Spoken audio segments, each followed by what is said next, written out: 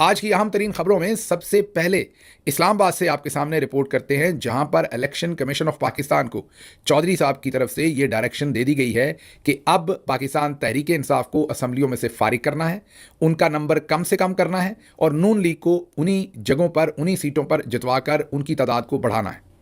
हमारे जराए बता रहे हैं कि इलेक्शन कमीशन ऑफ पाकिस्तान को चौधरी साहब की तरफ से खुली डायरेक्शन मिल गई है कि जो 9 मई के मुकदमों में अभी आपके सामने 10-10 साल सजाओं की एक किस्म का मीना बाजार लगाया गया है, मीन जो काबू आता है उसको सजाएं दी जा रही हैं। तो इलेक्शन कमीशन ऑफ पाकिस्तान को ये डायरेक्शन दी गई है कि जिसको भी सजा दी जाए अदालत से, उनको फौरी तौर पर आपने नाअहल करार देना है और उनकी सीटें जो हैं उनको खाली करार देना है। जैसे ही आप उनकी सीटें खाली करार देंगे तो साथ ही आपने उनका ज़िमनी इलेक्शन जो है उसका स्केड्यूल जारी करना है और फिर उसमें नून लीग को जितवाना है और इस तरह से पाकिस्तान तहरीक इंसाफ का जो नंबर है पार्लियामेंट के अंदर उसको कम से कम किया जाएगा। ये वो डायरेक्शन है जो फील्ड मार्शल आसिम मुनीर साहब ले रहे हैं, क्योंकि वो हेड ऑफ स्टेट बनना चाहते हैं और वो पाकिस्तान तहरीक इंसाफ को और ज़्यादा नुकसान पहुंचाना चाहते हैं और ज़्यादा कॉर्नर करना चाहते हैं और ज़्यादा उनका नंबर कम करना चाहते हैं। इसलिए अब इलेक्शन कमीशन ऑफ पाकिस्तान के अंदर भरपूर तैयारियां हो रही हैं, दिन रात काम हो रहा है, क्योंकि इलेक्शन कमीशन ऑफ पाकिस्तान को यह पहले ही पता चल गया है कि 1 नहीं, 2 नहीं, 5 नहीं, 10 नहीं, शायद इससे भी ज़्यादा हलकों पर आने वाले दिनों के अंदर उनको इलेक्शन करवाने पड़े। अब इंटरेस्टिंग बात यह है कि 10-10 साल की सजा दी गई है। आपको पता है कि ये नहीं देखा गया कि कोई वहाँ था या नहीं। मसलन ऐसे लोग जिनको गुजरांवाला में भी नामजद किया हुआ है मुकदमे में और मियांवाली में भी जाकर उनको सजा दे दी है और लाहौर में भी उन पर मुकदमा चलाया जा रहा है। तो 10-10 साल की सजाएं दी हैं और लूट सेल है, मतलब हर एक को 10 साल की सज़ा जो है वो स्लैप कर दी है, पकड़ा दी है। अब इस हालात में यूजुअली जिस तरह के ये मुकदमे हैं, जितने भोंडे तरीके से चलाए गए हैं, अगर हाई कोर्ट में आप चैलेंज करें तो आपको फौरी तौर पर स्टे ऑर्डर मिल जाना चाहिए। हमारे ज़राए बता रहे हैं कि कम अज़ कम इलेक्शन कमीशन के अंदर ये अंडरस्टैंडिंग है या उनको ये अंडरस्टैंडिंग दी गई है कि अदालतें किसी किस्म का स्टे ऑर्डर नहीं देंगी, इसलिए आप सीटें खाली अनाउंस करें, स्केड्यूल अनाउंस करें और इलेक्शन करवाने की भरपूर तैयारी करें। इसलिए इलेक्शन कमीशन के अंदर अब दिन रात काम शुरू हो गया है कि बड़े पैमाने पर हमें इलेक्शन करवाने पड़ेंगे। खबर तो देखने को बहुत बुरी महसूस होती है भी कि पाकिस्तान तहरीक इंसाफ के जीते हुए लोगों से ये सीटें छीनी जाएंगी। तो खबर तो ये होगी, अब मैं अपना तज्जिया दे दूं, मेरे ख्याल में ब्लेसिंग इन डिस्गाइज होगा।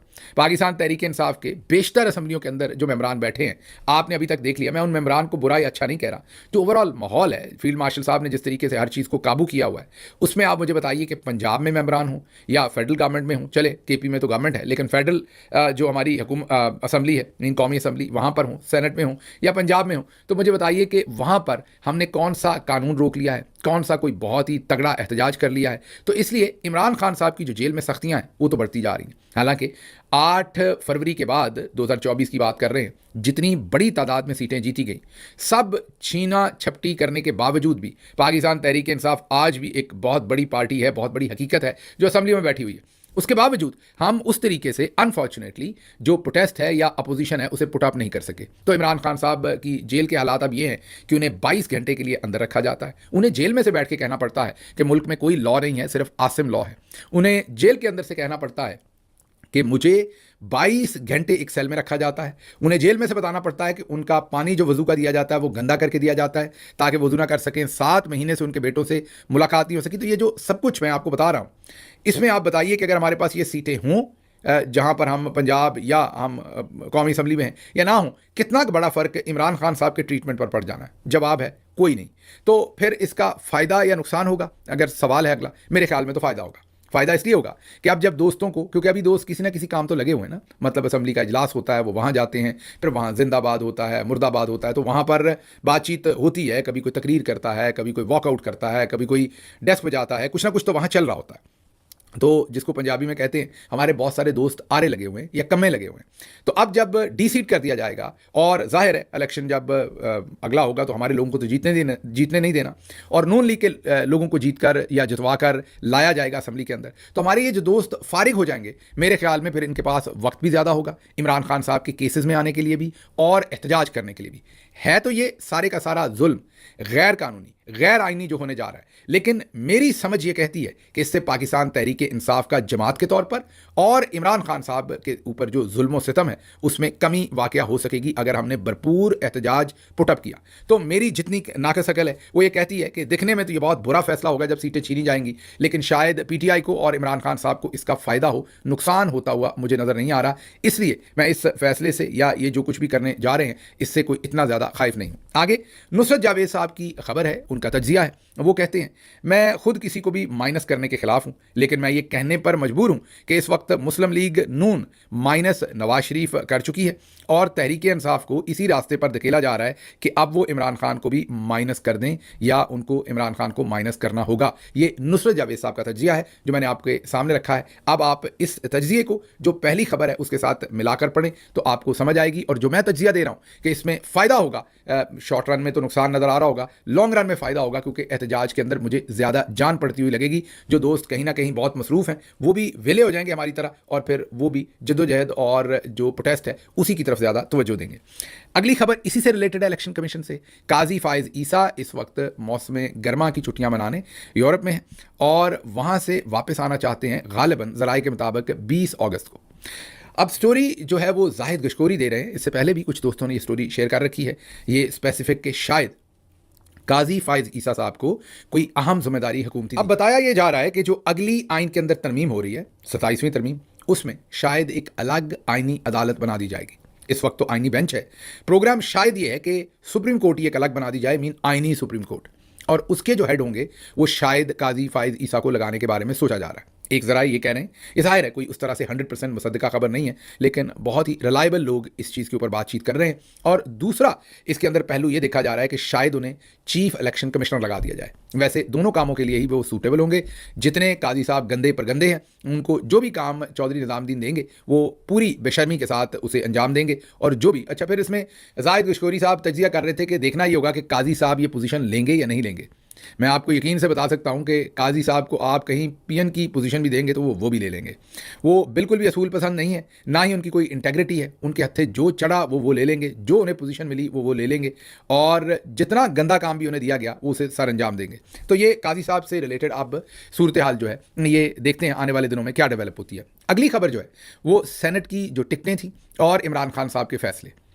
4 रिपोर्टर जो हैं वो अदालत के अंदर गए थे और उन्होंने बाहर आके रिपोर्ट किया कि अंदर इमरान खान साहब ने ये कहा कि सेनेट की सीटों पर मेरे से मुरव्वजा किस्म की कोई भी मुशावरत नहीं हुई। उन्होंने कहा कि पहले तो मुझे कुछ पता ही नहीं था, आखिरी दिनों में मुझे नाम बताए गए, 2-2 नाम मुझे बताए गए, तो मैंने उनके ऊपर अपनी मुख्तसर राय दे दी, लेकिन मैंने ये नहीं कहा कि इसको दें, इसको ना दें, इसको हटाएं, इसको ना हटाएं, क्योंकि मेरे से तो प्रॉपर मुशावरत की ही नहीं गई और मेरे पास प्रॉपर इन्फॉर्मेशन थी नहीं कि कौन कौन से लोग मैदान में हैं, किसको देनी चाहिए, किसको नहीं। वो तभी हो सकता था अगर पॉलिटिकल लीडरशिप के साथ उनकी एक मुरव्वजा मीटिंग हो सकती। तो उन्होंने कहा कि मेरे इल्म में सेनेट की जो सीटें हैं उनकी टिकटें उस तरीके से नहीं हैं। ये 4 जो अंदर रिपोर्टर गए वो बाहर आके रिपोर्ट कर रहे हैं कि ये खान साहब ने अंदर कहा, लेकिन क्योंकि उन रिपोर्टर्स ने ये क्लेम किया, हमने तहरीक इंसाफ की जो लीडरशिप है उनसे मैंने बाज़ाब्ता तौर पर पूछा, उन्होंने डिनाई किया। उन्होंने कहा कि नहीं, खान साहब ने ऐसा नहीं कहा, और खान साहब की आप बहनों से भी पूछ सकते हैं, दूसरे लोगों से भी पूछ सकते हैं, उन्होंने ओनरशिप ली है, जो टिकटें दी गई हैं उन्होंने इसको अप्रिशिएट भी किया है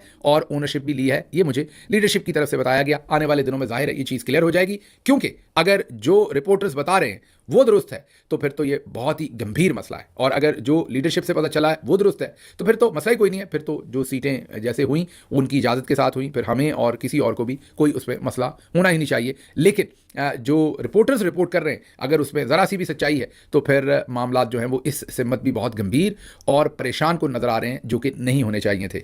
आगे चलते हैं, अगली खबर की तरफ चलते हैं। आपको पता है कि रिटायर्ड कर्नल और उनकी बेटी डीएचए के अंदर जो सैलाबी पानी था, बारिश के सैलाब का पानी था, उसमें उनकी गाड़ी बह गई थी।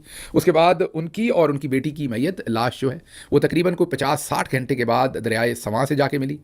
अब जितने भी रिपोर्टर्स थे वो रिपोर्ट करना चाहते थे, रिपोर्ट कर रहे थे, उस नाले को देखना चाहते थे जहाँ पर लाश जो है वो जहाँ पर वो सारा वाक़या हुआ और गाड़ी नाले की जद में आई, वहाँ से वो रिपोर्टिंग करना चाहते थे। अब डीएचए ने एक लैंडमार्क फैसला लिया है और अदील राजा ये रिपोर्ट कर रहे हैं कि डीएचए ने अब पाबंदी लगा दी है सहाफ़ियों के ऊपर कि वो डीएचए के अंदर जा सके। माशाल्लाह, क्या वो हमें कैप्टन ईमान दुरानी बता रही थी ना कि बहुत ज़बरदस्त अकाउंटेबिलिटी है। ये पड़ी अकाउंटेबिलिटी, बजाय इसके कि जिन्होंने गलत किया था उनकी अकाउंटेबिलिटी की जाती। उन्होंने कहा कि डीएचए के अंदर सहाफ़ी ही नहीं आ सकते, ना रहेगा बांस ना बजेगी बांसुरी। अगर सहाफ़ी अंदर आएंगे, रिपोर्ट करेंगे, कुछ हमारा अच्छा बुरा दिखाएंगे कि ये नाले की जगह थी, इस पर कितनी इंक्रोचमेंट हुई, कौन कौन से प्लॉट बेचे गए, किस तरीके से ये सारा जुल्म किया गया, फिर नाले के इर्द गिर्द किसी किस्म की कोई दीवार या हिफाजती कोई भी कोई चीज़ भी वहाँ पर नहीं लगी हुई थी। अगर लगी होती तो कर्नल साहब और उनकी बेटी बच जाते। उन्होंने उसका आसान हल निकाला है और हाल ये है कि सहाफ़ियों को, रिपोर्टर्स को अब डीएचए के अंदर जाने से मना कर दिया गया। फैज़ हमीद साहब के ट्रायल के बारे में खबर है अगली, और पता ये चल रहा है कि अब अगस्त की शायद 8 या 10 तारीख या 12 तारीख, इन तारीखों में उनका ट्रायल रिज्यूम होगा या प्रॉपरली शुरू होगा। देखते हैं उनके साथ क्या फ़ैसला किया जाए। उनकी वकला टीम को देखते हैं, और वकला टीम के कुछ लोग इस वक्त मुल्क से बाहर भी हैं। ये जाहिद गशकोरी साहब की स्टोरी है, उन्होंने रिपोर्ट किया है, और वो तमाम चीज़ें देखते हैं। तो फिर तो मुझे अभी फ़िलहाल ट्रायल जो है वो जानदार तरीके से होता हुआ नज़र नहीं आता, लेकिन बहरहाल देखते हैं कि उनके साथ भी क्या सलूक रवा रखा जाता है। फ़िलहाल वो कस्टडी में है मिलिट्री की, और उनके जो उनका जो कोर्ट मार्शल है, उनकी जो मुकदमा है, वो ज़ाहिर है पता चल रहा है कि वो अगस्त की कोई 8, 10, 12 तारीख के तकरीबन करीब जो है उसके ऊपर हतमी किस्म का उसका ट्रायल जो है वो शुरू हो जाएगा। अगली खबर जो है वो बहुत ही दिलचस्प भी है और आपको हैरान कर देगी। एक वफाकी वज़ीर तकरीबन 4 महीने, फरवरी 2024 से जून 2024, वो उन्होंने क़याम किया सरीना होटल में, और जो कमरा उन्होंने इस्तेमाल किया उसका बिल सरकार ने दिया। जी हाँ, उसका बिल जो है वो सरकारी डिपार्टमेंट ने दिया, और बिल दिया 41 लाख रुपए, 4.1 मिलियन रुपीस, और वो ठहरे सरीना होटल में, और वो परमानेंटली उन्होंने ये 4 महीने से ज़्यादा ये कमरा रखा वहाँ पर, ये 4 महीने के करीब। मोहसिन नकवी साहब के बारे में ये बात कही जा रही है कि उन्होंने ये किया।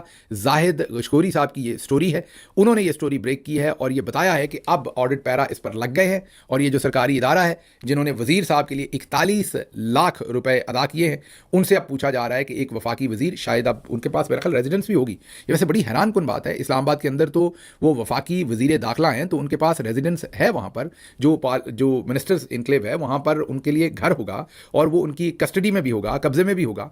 तो फिर ये समझ से बाहर है कि उससे महज 1 मील या उससे भी कम के फासले पर सरीना होटल में 4 महीने तक कमरा सरकारी खर्च पर उनको रखने की क्या ज़रूरत थी? क्या उस जगह पर ताशवाश खेलते थे, या लूडो खेलते थे, या कोई और रेसलिंग वेसलिंग, या कोई और फिजिकल किस्म की एक्टिविटीज़ वहाँ पर जाकर, मतलब जिम के तौर पर, आप कुछ और ना समझ लीजिएगा, मतलब जिम के तौर पर इस्तेमाल करते थे, या वो जो बॉल्स उठाए गए थे इस्लामाबाद के अंदर, उनके ऊपर वो जो बॉल्स थे उनको वहाँ बना रहे थे, या उनके ऊपर जो है वो तेल शेल और उसकी चमक और पेंट और उसके ऊपर सारा काम उस कमरे में बैठ के कर रहे थे, ये नहीं पता। लेकिन ये खबर आई है कि 41 लाख रुपया जो है वो खाते पड़ गया। इसी जो सरकारी इदारा है, इसको पुलिस खानों पर कोई 6.5 करोड़ रुपए इसके अंदर से फारिग कर दिए गए हैं, और उस पर ऑडिट पैरा आ गए हैं, और डायरेक्टर मीडिया 80 लाख रुपए या 81 लाख रुपए की जो आप ये कहिए कि मिस रिपोर्टिंग है या गलत तरीके से अदायगी की हुई है।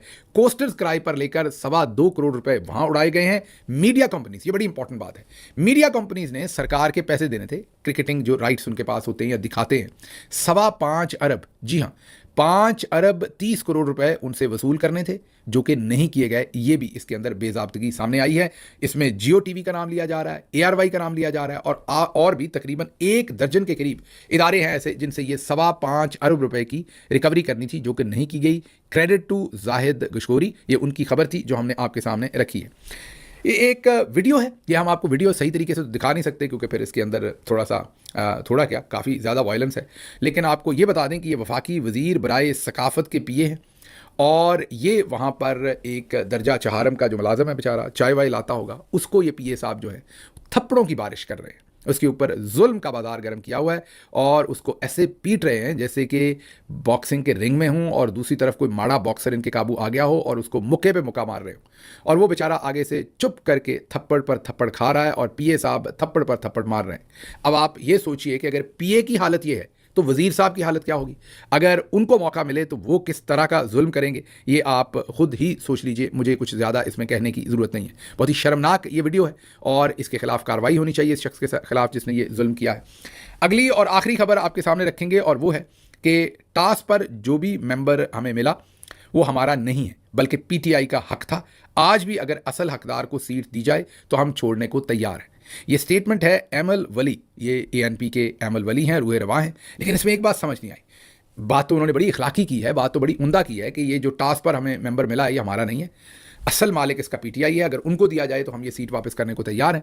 बात तो बड़ी आला की है, लेकिन ये समझ नहीं आ रही कि रुकन भी बनवा लिया, हल्फ भी ले लिया, सेनेट इलेक्शन में वोट भी दे दिया, और 2/3 अक्सरियत बनवाने के लिए उन्होंने माशाल्लाह से पूरा साथ दिया चौधरी साहब का।